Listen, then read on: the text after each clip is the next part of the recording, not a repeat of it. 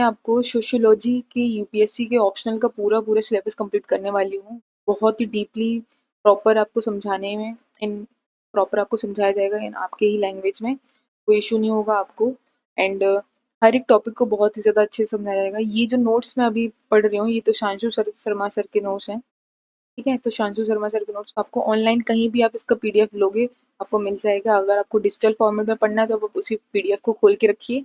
अगर आपको offline format में रखना है तो उस पीडीएफ का आप कॉपीज निकलवा लीजिए और उसे ऑफलाइन पढ़िए। ठीक है, तो मैं ये तो शांशु शर्मा सर के ही नोट्स को आपको प्रॉपरली एक्सप्लेन करूंगी एक एक चीज़ को। इसके अलावा जो सोशियोलॉजी की बुक्स होती है जैसे हरलम्बस हुई, रिडजर हुई, नितिन सांगवान सर की मेन जो बुक हुई वो, स्लीपी क्लासेस के जो नोट्स हुए वो, एंड इग्नू का मटेरियल जो हुआ, बहुत सारी चीज़ें और हैं जो सोशियोलॉजी में हमें पढ़ना पड़ता है, उनकी समझनी पड़ती है। इसकी भी मैं वीडियोस बनाऊंगी बट शॉर्ट शॉर्ट फॉर्म में। एक मेजर बार हम कंप्लीट कर लें कि हमारा पूरा सिलेबस है क्या। उसके बाद हम हरलम्बस से भी देखेंगे, रिडजर से भी देखेंगे, नितिन सांगवान सर की बुक से भी देखेंगे, स्लीपी क्लासेस से भी देखेंगे, इग्नू से भी देखेंगे। हर एक चीज़ से देखने के बाद मैं उनकी भी बहुत डीपली एनालिसिस करने के बाद आपको वीडियोस दूंगी। तो अभी मैं सिर्फ एक नॉर्मल सीरीज ताकि आप सोशियोलॉजी को बहुत अच्छे से समझ पाएं और एक बेस बना पाएं, तो उस बेस के लिए मैं किसी एक सर के नोट्स लेके बढ़ाना चाह रही थी। And that is I choose Tushanshu sir के। तुषांशु सर के नोट्स ही से ही मैं स्टार्ट कर रही हूँ, उसके बाद ये सारी चीज़ें पढ़ाई जाएंगी। नाउ और कुछ रह जाएगा तो वो भी आपको एड ऑन कर दिया जाएगा, तो हर एक चीज़ बहुत ही अच्छे से कंप्लीट करी जाएगी। तो नाउ लेट्स स्टार्ट। इसके अलावा अगर आपको नहीं पता है कि सोशियोलॉजी ही क्यों चूज करना चाहिए, क्या करना चाहिए, क्या नहीं करना चाहिए, कौन सा ऑप्शन लेना चाहिए, सोशियोलॉजी क्यों ऑप्शनल एज लेना चाहिए, उसके लिए मैं अलग वीडियो बना दूंगी। एंड सोशियोलॉजी का सिलेबस क्या है उसकी एक कॉपी हमेशा अपने पास रखिए। मैं तो बोलती हूँ कि यूपीएससी के हर एक जितने भी पार्ट हैं, GS1, GS2, GS3, GS4 और इवन ऑप्शनल, सबका सिलेबस अपने पास रखिए ताकि आपको कभी भी कोई दिक्कत ना हो। इसमें अगर मैं बात करूँ तो सोशियोलॉजी को दो पार्ट में डिवाइड करा गया है। पार्ट वन, ठीक है, एक पार्ट वन जिसमें 10 टॉपिक्स है। ठीक है, आज तो पहले हम पार्ट वन ही कंप्लीट करेंगे और इसके ये 10 टॉपिक्स कंप्लीट करेंगे। तो आज ये टॉपिक वन है सोशियोलॉजी एज अ डिसिप्लिन। ठीक है, तो इस टॉपिक को हम स्टार्ट करते हैं और इसको जब फिनिश कर देंगे और रेगुलर बाय रेगुलर हम ये 10 टॉपिक फिनिश कर देंगे, उसके बाद हम पार्ट टू स्टार्ट कर देंगे और उसके सारे टॉपिक्स पढ़ा देंगे। ठीक है, बहुत ही अगर छोटे छोटे पार्ट्स में डिवाइड कर लोगे तो इतना कठिन नहीं होएगा आपके लिए। Now let's start. सबसे पहले sociology as a discipline, what does it mean. बहुत बार क्वेश्चन आया हुआ है इस टॉपिक से, सोशियोलॉजी एज अ डिसिप्लिन क्या मतलब इसका। सोशियोलॉजी को अगर हम एज ए डिसिप्लिन देखें तो सोशियोलॉजी का मतलब क्या है, सोशियोलॉजी कैसे एज अ डिसिप्लिन ऑरिजिनेट हुई है वो हमें बताया गया है। तो हमें ये पता चला है कि सोशियोलॉजी कैसे एज अ डिसिप्लिन ऑरिजिनेट हुई है। ठीक है, एज अ डिसिप्लिन मतलब आजकल लाइफ में बहुत सारे डिसिप्लिन है, बहुत सारे सब्जेक्ट्स है, बहुत सारे बॉडी ऑफ नॉलेजेस है। जो आपके सब्जेक्ट होता है उसी को हम बॉडी ऑफ नॉलेज भी बोल सकते हैं, इट इज़ गुड। बहुत सारे डिसिप्लिन्स भी बोल सकते हैं, साइंस है, पॉलिटिक्स है, पॉलिटी है, आई मीन पॉलिटी है, इकोनॉमिक्स है, साइंस के सब्जेक्ट जितने भी हैं ये सारी चीज़ें क्या है, एक डिसिप्लिन है। तो सोशियोलॉजी एज ए डिसिप्लिन कब बना, कभी ना कभी तो शुरुआत हुई होगी ना। हमें वही सब इस चैप्टर चैप्टर में पढ़ना है कि सोशियोलॉजी इमर्ज कहाँ से हुआ है और उसका इमरजेंस से रिलेटेड रिलेशन किस किस चीज़ का है। तो सोशियोलॉजी जो इमर्ज हुआ है उसका कहीं ना कहीं जो रिलेशन है वो मॉडर्निटी से है। इसी का पहला टॉपिक है modernity and social changes in Europe, emergence of sociology. Modernity आई, उससे कुछ ना कुछ सोशल चेंजेस आए यूरोप में और उसी से रिलेशन में हमारी sociology as a science emerge होके आई है, sociology as a discipline emerge होके आई। ठीक है, मॉडर्निटी का क्या होती है, कैसे आई, इससे क्या क्या चेंजेस आए और कैसे सोशल साइंस कैसे इससे इमर्ज होके आई है, ये सारी चीजें हम इसमें पढ़ेंगे। टॉपिक को समझना बहुत ज़्यादा इंपॉर्टेंट होता है, इसलिए मैं टॉपिक को बार बार आपको समझा रही हूँ, क्योंकि एक बार टॉपिक समझ लेते हो तो आपको अंदर का कॉन्टेक्स्ट बहुत ईजिली समझ में आने लगता है। ठीक है, वैसे तो बोला गया है कि इसको रिडजर और इग्नू से ज़रूर पढ़ा जाना चाहिए। तो अगर आप कोई दो बुक ही फॉलो करते हो इस टॉपिक के लिए, Ritzer and IGNOU, that is enough. Okay, बहुत ज़्यादा नहीं पढ़ना है, कम ही पढ़ना है बट अच्छा पढ़ना है। ठीक है, समरी ऑफ द नोट्स का टॉपिक। सबसे पहले मॉडर्निटी, फ्रॉम द मॉडर्निटी की जो वर्ड है वो लैटिन वर्ड से, सो जो मॉडर्निटी है वो मॉडर्न्स वर्ड से ओरिजिनेट हो गया है, जिसका मतलब होता है थिंकिंग न्यू और डिफरेंट।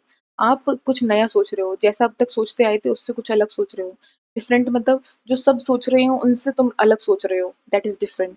जो ट्रेडिशनली चलता आ रहा था, आपको अपनी फैमिली में जैसा चलता आ रहा था, आपकी सोसाइटी में जैसा चलता आ रहा था, आप वैसा नहीं सोचो, आप कुछ अलग सोचो। आज भी मॉडर्निटी एक कंटिन्यूस प्रोसेस है, आज भी कंटिन्यूसली चलती आ रही है, कंपेरेटिव प्रोसेस है। कंपेरेटिव मतलब कंपेयर करा जाता है कि पहले हम ऐसे थे अब हम ऐसे हो गए, पहले हम ऐसा सोचते थे अब हम ऐसा सोचते हैं। ठीक है, हमेशा कंपेरेटिव होता है। आप इसकी तुलना में ऐसा सोच रहे हो, आप इसकी तुलना में नया सोच रहे हो। समझ में आया? It is a comparative process and it is not fixed. ठीक है, कॉन्टेक्स्ट स्पेसिफिक होती है ये हमेशा से ही। डिफरेंट फ्रॉम ट्रेडिशंस, आप जो ट्रेडिशन से सोचते आए हो उससे कुछ डिफरेंट सोच रहे हो। समझ में आया? Europe underwent many changes. Europe में बहुत सारे चेंजेस आए जिसकी वजह से इमर्जेंस ऑफ सोशलाइजी आई। उसको हम ट्रेस करते हैं बैक में कि कैसे हुआ ये सारी चीजें। सबसे पहले हम डार्क एज वाले टाइम पे थे। यूरोप में डार्क एज वाला टाइम था फर्स्ट से 12th सेंचुरी तक।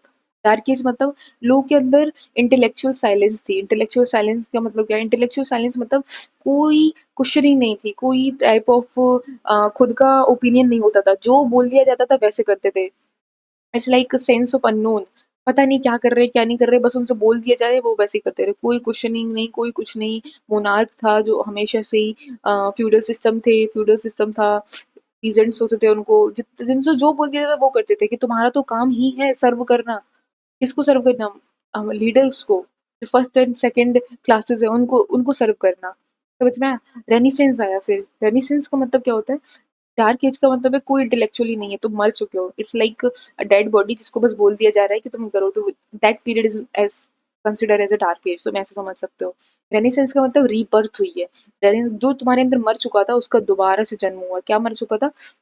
सोचने की शक्ति, इंटेलेक्चुअल पावर, आपकी रीजनिंग की क्वेश्चन क्वेश्चन करने की पावर कि ऐसा क्यों, मैं ही क्यों करूं, मैं ही क्यों तुम्हारी सेवा करूं, मैं तुम्हारी सेवा क्यों करूं, हम ही टैक्स क्यों दें, तुम क्यों नहीं टैक्स दे रहे हो। ऐसी चीजें, ऐसी क्वेश्चंस करना, ये सारी चीजें कब आई? रीबर्थ के टाइम पे, रेनिसेंस के टाइम में, 14th century to 17th century के टाइम पे। इसको हम साइंटिफिक भी और कल्चरल मॉडर्निटी भी बोलते हैं। ठीक है, तो रेनिसेंस क्या है? सेकुलर की भावना लेके आया इंसान के अंदर। सेकुलर की भावना, पहले जो रिलीजन में बोल दिया जाता था कि आफ्टर लाइफ ये सारी चीजें हैं, तो आप अभी हमारी सेवा करो तब आपको आफ्टर लाइफ में अच्छी जिंदगी मिलेगी। पर ऐसा नहीं था। सेकुलर सिस्टम आया। सेकुलर सिस्टम का मतलब क्या होता है? सेकुलर में क्या होता है कि आपकी सोशल लाइफ से आपके रिलीजन हटा दिया जाता है, कि रिलीजन को अलग देखो, सोशल लाइफ को अलग देखो। सेकुलर का सिंपल सा मतलब एक ही होता है कि आप सोशल लाइफ को अलग देखो और रिलीजन को अलग देखो।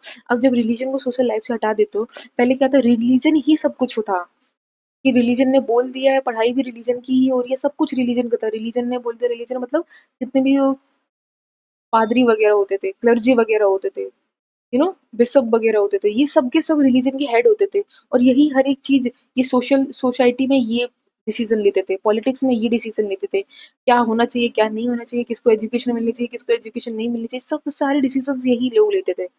तो रिलीजन कहीं ना कहीं आपकी सोसाइटी में इन्वॉल्व हो चुका था। और जब आप उसी रिलीजन को आप अपनी सोसाइटी से हटा के फिर आप अपनी सोसाइटी को देखें कि अब क्या जरूरत है, अब सोसाइटी में किसको एजुकेशन की जरूरत है, किसको एजुकेशन की जरूरत नहीं है, या फिर किसको क्या जरूरत है, उसके हिसाब से आप अपनी चीजें कर रहे हो। समझ में आया? तो सेकुलर की भावना कब आई? रेनेसेंस के टाइम पे आई। उसके बाद इसको हम क्या बोलते हैं? इसको हम साइंटिफिक और कल्चरल मॉडर्निटी भी बोलते हैं। पॉलिटिकल मॉडर्निटी भी। उसके बाद पॉलिटिकल मॉडर्निटी आई। उसके बाद पॉलिटिकल मॉडर्निटी आई। पॉलिटिकल मॉडर्निटी मतलब फ्रेंच रिवॉल्यूशन।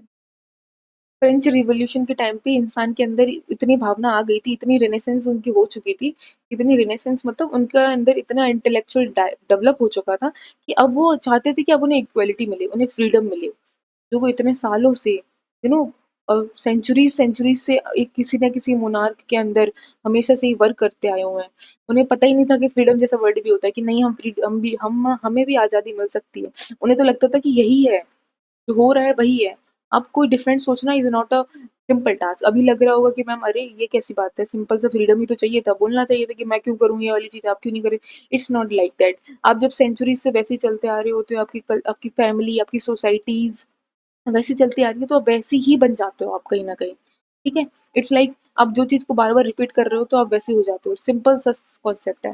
ठीक है, जब फ्रेंच रिवॉल्यूशन आया तो पॉलिटिकल डिमांड आने लगी, पॉलिटिकल डिमांड ऑफ इक्वलिटी, कि हमें भी इक्वल चाहिए, हमें फ्रीडम चाहिए। फ्रेंच रिवॉल्यूशन का टाइम कौन सा था? 1789 टू 1799। ठीक है, और 3 क्लासेस उस वक्त हमारी फ्रेंच में थी। अब वो क्या थी वो मैं आगे चल के बताऊंगी। ठीक है, तो इकोनॉमिक मॉडर्निटी कब आई? जब इंडस्ट्रियल रिवॉल्यूशन आ गया। तो समझ में आया? तो सबसे पहले डार्क एज था, फिर रिनेसेंस आया, फिर उसके बाद पॉलिटिकल मॉडर्निटी आई, पॉलिटिकल थॉट्स डेवलप होने लगे लोगों को। इकोनॉमिक मॉडर्निटी कब आई? जब फ्रेंच रिवॉल्यूशन इंडस्ट्रियल रिवॉल्यूशन हुआ। ठीक है, इंडस्ट्री फ्रेंच रिवॉल्यूशन में इक्वलिटी का कॉन्सेप्ट आया। इंडस्ट्रियल रिवॉल्यूशन यूटिलिटेरियन का कॉन्सेप्ट आया। यूटिलिटेरियन का कॉन्सेप्ट क्या होता है? यूटिलिटेरियन का सिंपल सा कॉन्सेप्ट होता है कि सबका साथ और सबका विकास। ऐसा काम करना चाहिए हमें जिसमें सबका विकास होना चाहिए, सबका ग्रोथ होनी चाहिए। ऐसा नहीं कि सिर्फ हम अपनी एक क्लास देख रहे हैं। जो ये 3 क्लासेस थी, इसमें से जो 2% पर्सन थे वो फर्स्ट क्लास में थे, फर्स्ट एंड सेकंड क्लास में थे, और 80% पर्सन आपके थर्ड क्लास में थे, और जो 2% पर्सन थे पॉपुलेशन के अकॉर्डिंगली, वही सारी चीजें, उनके हिसाब से सारी चीजें हो रही थी, उनका बेनिफिट देखा जा रहा था। Is it right? Not. 80% population ज्यादा है, ज्यादा लोगों का जिसमें फायदा होना चाहिए वो चीज होनी चाहिए, तो that concept is utilitarian concept. समझ में आया? तो that is economic modernity. Change agent, अब इसमें चेंजेस एजेंट का मतलब क्या है कि कैसे कैसे कौन कौन से लोग थे जिससे चेंजेस आई इस सोसाइटी में। बहुत सारे स्कॉलर्स आए, ठीक है।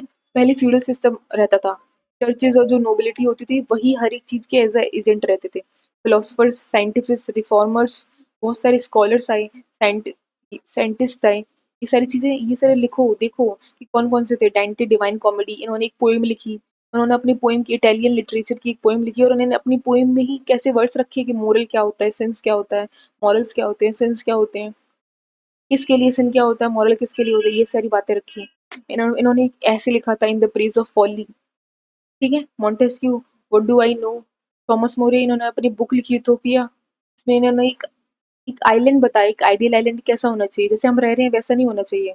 सब इक्वल होना चाहिए, सबको खाना मिलनी चाहिए, सबको नॉलेज मिलना चाहिए, सब हैप्पी हो, सबसे टैक्स लिया जाए अगर सबसे लिया जा रहा है तो, इस टाइप ऑफ लोगों ने अपने अपने थॉट्स पुट अप करना स्टार्ट कर दिए थे। और इन्हीं चीज़ों की वजह से लोगों दूसरे लोगों ने देखा समझा कि हाँ ऐसा भी पॉसिबल है, ऐसी चीज़ें भी हो सकती है, तो तब उसमें इमरजेंस हो गया है। साइंटिस्ट फ्रॉम द जियोसेंट्रिक और हीलियोसेंट्रिक का मतलब क्या है? जियो का मतलब कि पहले मानते थे, पहले ये माना जाता था ना कि अर्थ ही सेंटर है और सब कुछ अर्थ के सराउंडिंग में घूम रहा है। नहीं, फिर साइंटिस्ट आए तो उन्होंने बोला ऐसा नहीं है, अर्थ भी घूम रही है किसके, सन के सराउंड में, और सन के ही सराउंडिंग में सारी चीजें घूम रही हैं आज भी, और यहीं तक हम आज तक पहुंच पाए हैं, ठीक है। Francis Bacon, father of empiricism. Empiricism का मतलब क्या होता है? एम्पिरिज्म आप अच्छे से पढ़ोगे एथिक्स में। एम्पिरिज्म का मतलब होता है कि कोई भी चीज आप ऑब्जर्व कर रहे हो, उसको एक्सपीरियंस कर रहे हो, और फिर एक्सपेरिमेंट कर करके उसको प्रूफ कर रहे हो। हर एक चीज एक्सपेरिमेंट से प्रूफ है, तब आप उस चीज को मान रहे हो। ऐसे नहीं मान दे रहे हो कि मैं बोल दे रही हूँ कि आपसे ऐसा है और आपने मान लिया, ऐसे नहीं। आप प्रूफ करके दिखाओ, ठीक है। तो that is the concept of empiricism. आप प्रूफ करो उस चीज को एक्सपेरिमेंट करके, तब हम उस चीज को मानेंगे। तो that is the concept of empiricism, ठीक है। अगर मैं बात करूँ तो रिलीजियस रिफॉर्म्स के, मार्टिन लूथर, जर्मन मॉन्क, ये फ्रेंच है, तो ये सारी आपको खुद याद करनी है, ठीक है। जो मैं आपको बता दे रही हूँ ये सारी, अगर आप एक एक नाम डाल दोगे तो फिर बहुत सही रहेगा, ठीक है।